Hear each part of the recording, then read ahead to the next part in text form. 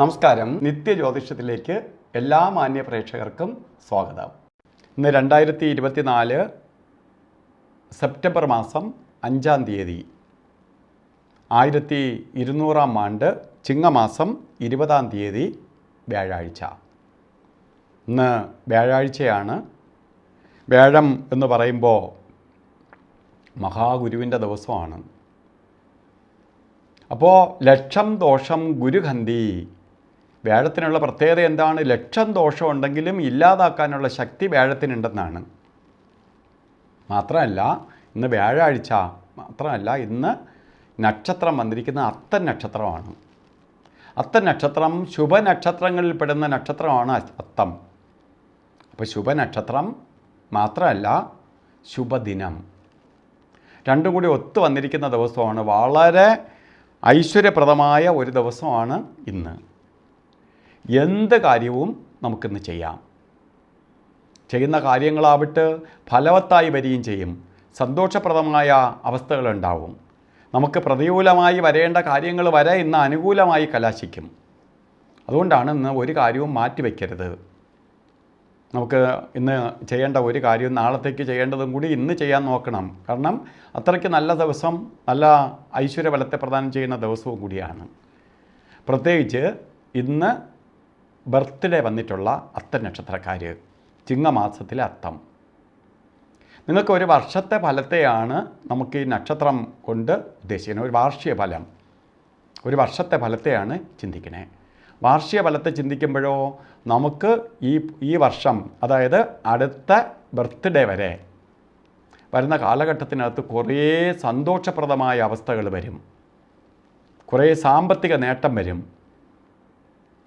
ശാരീരികമായിട്ട് പലതരത്തിലുള്ള ബുദ്ധിമുട്ട് അനുഭവിച്ചുകൊണ്ടിരിക്കുന്നവർക്ക് വരെ അതിൽ നിന്ന് വിമുക്തി ഉണ്ടാവും.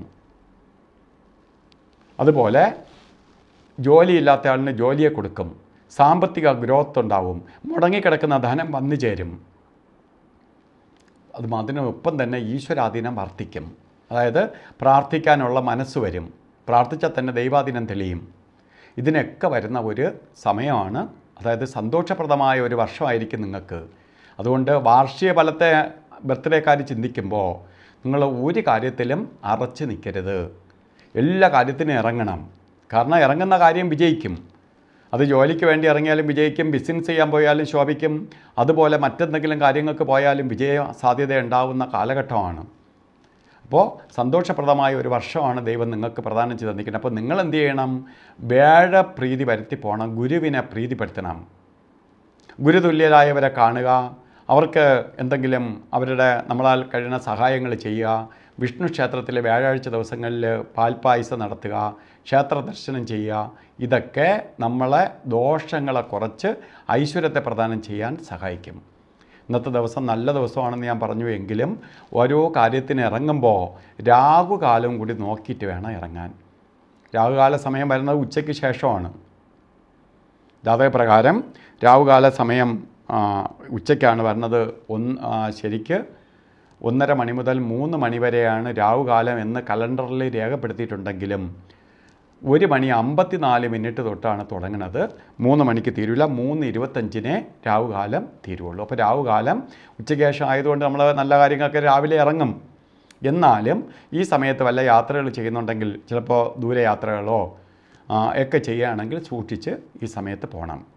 അതുപോലെ എല്ലാ ദിവസവും നല്ല ദിവസമാണെങ്കിൽ പോലും പ്രകൃതിയിൽ കുറച്ച് നെഗറ്റീവായിട്ടുള്ള 2 സമയങ്ങളാണ് ഗുളികകാലവും യമകണ്ഠകാല സമയവും.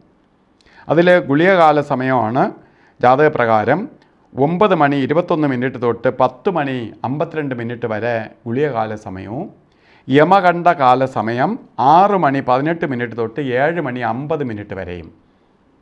ഈ സമയം ഒരു ശുഭകാര്യത്തിനും എടുക്കരുത്. അതുപോലെ ഇന്നും നമുക്ക് അഭിജിത്ത് മുഹൂർത്തമുണ്ട്. നല്ലാതെ തന്നെ നല്ല ദിവസമെന്ന് ഞാൻ പറഞ്ഞു. എന്നാലും അഭിജിത്ത് മുഹൂർത്തം കൂടെ സമയത്തെടുക്കുകയാണെങ്കിൽ നമ്മൾ പറയുമല്ല, ഇരട്ടി മധുരമാണ് ആ സമയം. അപ്പോൾ ഉള്ള ദോഷഭാവങ്ങൾ കുറച്ചുകൂടി. അത് 11:59 തൊട്ട് 48 നേരം 12:47 വരെ അഭിജിത്ത് മുഹൂർത്തത്തിൻ്റെ സമയമാണ്. എന്ത് ശുഭകാര്യങ്ങൾക്കും നമുക്ക് ഈ സമയം തിരഞ്ഞെടുക്കാം. അതായത് ഒരു പ്രത്യേക കവചം, പ്രത്യേക പോസിറ്റീവ് എനർജി ഉള്ള സമയമാണ്. അപ്പോൾ ഇന്ന് ഓരോ കാര്യത്തിന് ഇറങ്ങുമ്പോഴും വസ്ത്രധാരണത്തിന് പ്രാധാന്യം കൊടുക്കണം. പ്രധാനമായിട്ട് വസ്ത്രധാരണത്തിന് പ്രാധാന്യം കൊടുക്കുമ്പോൾ മഞ്ഞ കളറും കൂടി വസ്ത്രത്തിൻ്റെ ഉൾപ്പെടുത്തണം.